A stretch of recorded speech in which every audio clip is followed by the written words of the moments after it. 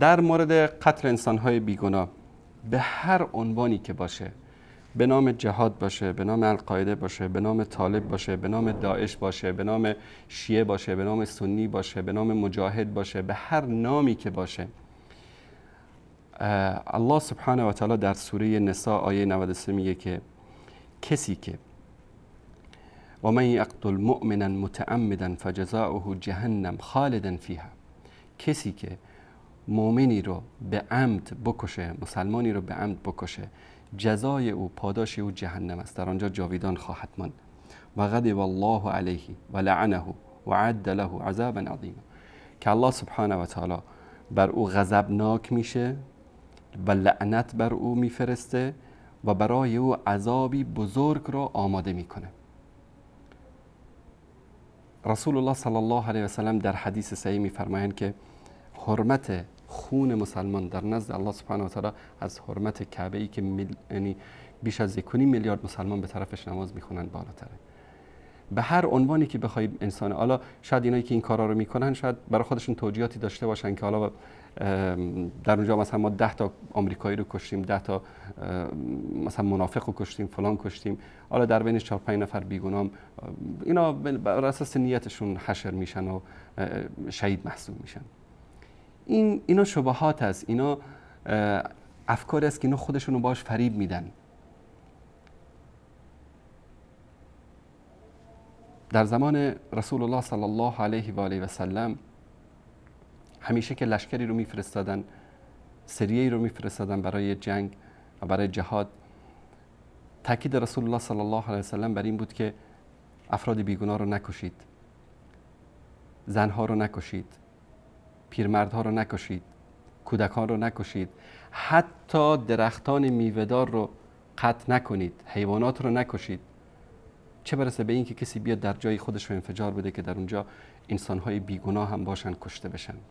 چه جوابی فردا روز قیامت در پیشگاه الله سبحانه و تعالی خواهند داشت به خاطر قطره خونی که از بدن یک مؤمن و مسلمان به ناحق ریختند؟ یک قطره خون از بدن یک مسلمان به ناحق اگر ریخته بشه در پیشگاه الله سبحانه و تعالی چه پاسخی خواهند داد؟ چه برسه به این که خانواده‌هایی رو بی سرپرست بکنن، کودکان و انسان‌های پیر و زنها رو بکشن به نام جهاد. اینا نه اسلام اینو گفته، نه قرآن کریم اینو گفته، نه رسول الله صلی الله علیه و سلم اینو گفته. اینا اجتهاداتی است که خودشون به نام دین، به نام اسلام و به نام جهاد انجام میدن. اما اینکه میخواید جهاد بکنید، برید در جبهه جنگ، برید اونجا مردانه در مقابلشون بجنگید و بکشید. و انگامی که میخوان عملیات به اصطلاح انتحاری یا استشهادی به قول معروف انجام بدن، اگر در بین تجمعاتی باشه که در اونجا مثلا نیروهای صلیبی باشه، کفار باشن در اونجا، مانند حملات استشهادی که در فلسطین انجام میدادن مجاهدین، یا در عراق، یا در دورانی که آمریکا بود در عراق ما میدیدیم عملیاتی که مجاهدین در اونجا انجام میدادن، یا حتی در خود افغانستان گاهی اوقات بالای نیروهای صلیبی که در اونجا عملیاتی که صورت میگیره که بارها اون مجاهدین واقعی که این کارا رو انجام میدن شاید عملیاتی رو به خاطر وجود یک انسان بیگناه در نزدیکی اون منطقه که احتمال این داشت که اون طرف زخمی بشه و بهش آسیبی برسه الغا کردن. اما فعلا افغانستان شده میدان درگیری سازمان‌های استخباراتی، روسیه از یک طرف، آمریکا از یک طرف، ایران از یک طرف، پاکستان از یک طرف، هندوستان از یک طرف. پاکستان میخواد در افغانستان به هندوستان ضربه بزنه، آمریکا میخواد از طریق افغانستان به روسیه ضربه بزنه، روسیه میخواد نفوذ آمریکا رو در افغانستان توسط باندهایی که حمایت میکنه یا توسط سازمان استخباراتی خودش که داره فعالیت میکنه. افغانستان خلاصه شده میدان درگیری یک قدرت‌های بزرگ و متاسفانه از بعضی از انسان‌ها به نام اسلام سوء استفاده میکنن. من در یک از برنامه گفتم حتی در همین هرات که امیدوارم علما و دعوتگران و مجاهدین واقعی هرات این چهره‌ها را افشا بکنن، در همین هرات گروه‌هایی هستن به نام طالب،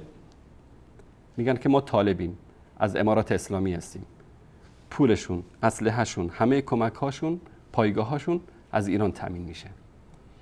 ایران اومده در هرات گروه های مسلح به نام طالب تأسیس کرده، هر جرم و جنایتی که در اونجا انجام بدن به نام طالب و به نام اهل سنت تمام میشه، اما این گروه ها از طرف ایران کمک میشه. یعنی ایرانی که در اسقاط حکومت طالبان بنابر اعتراف خاتمی و وزیر خارجه‌اش و احمدی نژاد و غیره همکاری کرد با آمریکا که طالبان رو ساقط بکنه، میاد در غرب افغانستان گروه های مسلح به نام طالب میسازه و به اونا کمک میکنه و همچنین پاکستان و کشورهای دیگه دارن این کارو میکنن.